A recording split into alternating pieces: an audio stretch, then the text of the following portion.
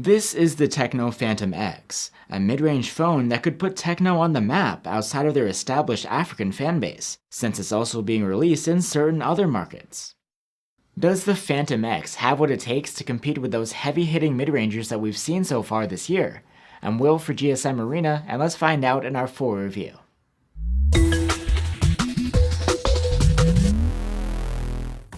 The Tecno Phantom X brings a premium design of curved glass with a sharp aluminum frame and a catchy gradient finish. The surface has a pinstripe texture etched into it, which doesn't add a whole lot of grip actually, but feels interesting and hides smudges too. If you want even more grip and protection, there's a cool looking case that comes in the box, though it doesn't actually cover the edges of the phone. This is probably because of the Phantom X's curved display. It's a 6.7-inch OLED with Gorilla Glass 5 protection, a 1080p resolution, and a fast 90Hz refresh rate. Also notable here is the wide cutout for the dual selfie cameras, a 48-megapixel main cam and an 8-megapixel ultra-wide. Overall, this screen is just okay. It has deep OLED blacks and good sharpness, but we had a few issues with it overall. The wide cutout is a bit distracting. Colors aren't very accurate, leaning towards bluish, and the brightness is on the lower side for this type of display. We were able to measure a maximum of 405 nits with the slider, with no option for an auto mode boost. Not really enough to be comfortable on a sunny day. And about the high refresh rate. If you choose 90Hz, it'll work fine across the UI and apps, but won't adapt to save energy. And if you choose auto mode instead, this actually dials basically everything down to 60Hz, except for the UI. The Phantom X has just a single bottom firing speaker for your audio. It did score very good on our loudness charts, but the sound quality is nothing special. There isn't much bass, and you get distortion at higher volumes.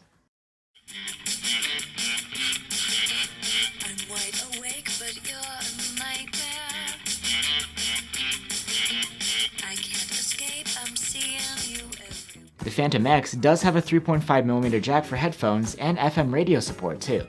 You can wake up and unlock the phone with an under-display fingerprint reader, and it's reasonably fast and accurate. And there's plenty of space on the phone too. You get 256 gigs of built-in storage, and it's expandable on top of that. The interface of the Phantom X is Tecno's own HIOS based on Android 11.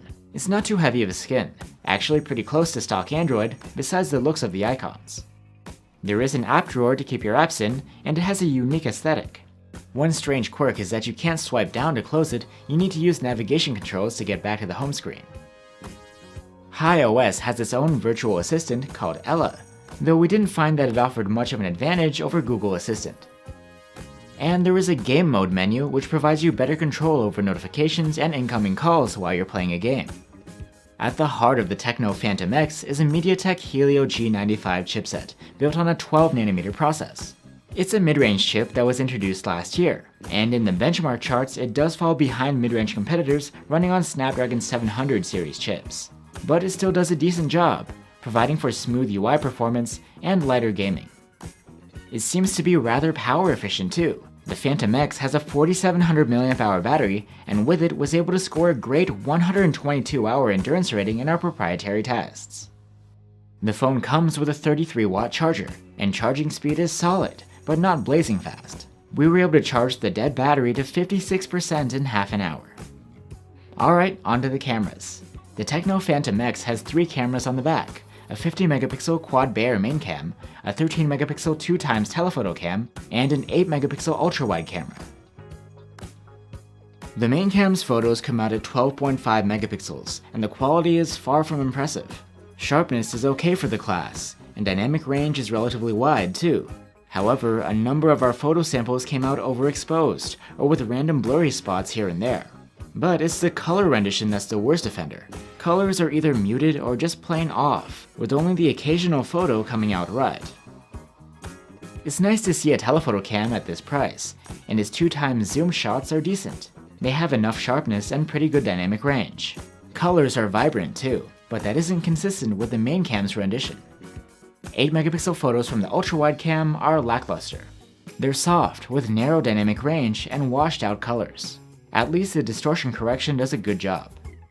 Because the ultra-wide has autofocus, it can also shoot close-up macro photos.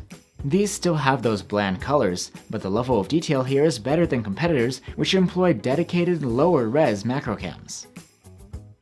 For some reason, after the sun went down, the main cam's performance was much more impressive than during the day. Even in auto mode, there's some image stacking going on here, and as a result of the processing, the photos are crisp and clear, with good detail and balanced shadows and highlights. There's good contrast and fairly accurate colors. If you turn on the Super Night mode, it will take care of the clipped highlights around light sources, brighten up the shadows, boost the color saturation, and add some extra sharpness. The quality is nice, but perhaps a bit artificial looking. Zooming with the telephoto cam at night results in muddy and noisy photos that have blown out highlights, and they're lacking in detail. There's no night mode support here. Using the ultra-wide cam at night also results in poor photos, which are extremely soft or even blurry. There's plenty of noise, dynamic range is narrow, and colors are dull, and again there's no night mode.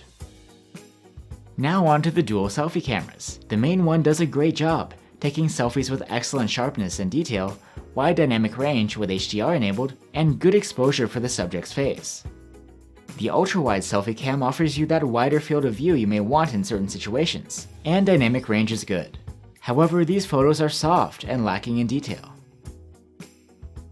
Videos can be recorded from the main rear camera and up to 4K resolution at 30 FPS. There is good contrast and wide dynamic range. However, this isn't the sharpest 4K footage around. The telephoto can shoot only in 1080p resolution. We like the colors and the low noise, but the footage looks to be over-sharpened and with too much contrast. The ultra-wide cam's 1080p video is also rather soft, and has dull colors, narrow dynamic range, and not a lot of detail. There is electronic stabilization available on all three cameras, and it does a decent job. However, it only works at a maximum of 1080p resolution.